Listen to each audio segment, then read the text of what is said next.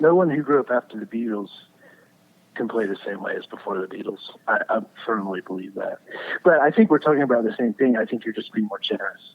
I was like, I'm not sure I deserve all that.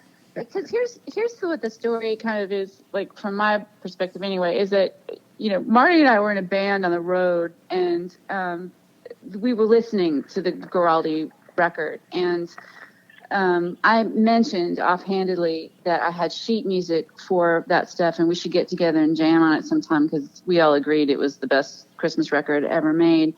And, like, I'll tell you, too, something that I don't talk about all the time, but my father passed away on Christmas morning in 2003.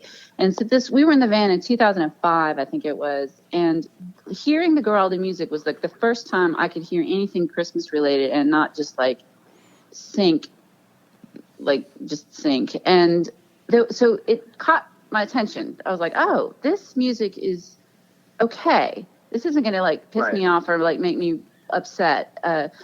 And so I was having that thought. Meanwhile, the singer in the band that we were in called up, because this is back when Nashville was a lot more free rolling, especially in the east side in the neighborhood that we live in. So the singer called a club owner, like a little bitty club owner, and we had a gig booked before we knew what was happening. And then we thought, oh crap, now we got to actually learn this stuff. And and so we did, and people liked it, and they asked us to come back, and they kept asking us to do it like more and more often. And I feel like my whole process with this music has kind of been like, well, they keep liking it.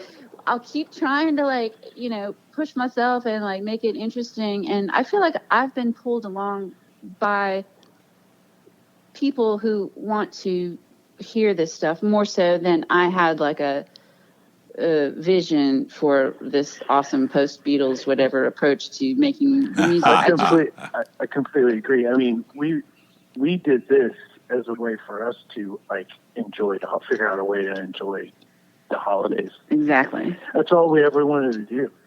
We just did it one time, just kind of as a lark, and then people, the environment it creates is something that people want more of. They just do, because of everything that's going on. They can walk in this room, they know they're going to hear this record, and they know nothing bad's going to happen, and it's just going to be okay. It's not going to be too saccharine. There's going to be high points.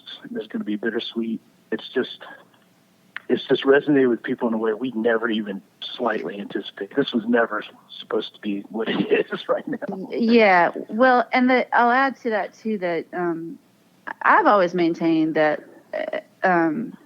it's the suffering and pain that's in that music that people relate to too. I mean, of course, it's like a children's record, but I don't know how recently you've like seen that television special, the Charlie Brown television special. But the first thing that happens, the very first dialogue in the children's special is Charlie Brown saying to Linus, "It's Christmas time and I'm depressed. Why am I depressed?" And everything comes from that. So I think that there's like a melancholy and acknowledgement that the holidays are complicated, that is super sophisticated, both in the television special and in the jazz, in the music.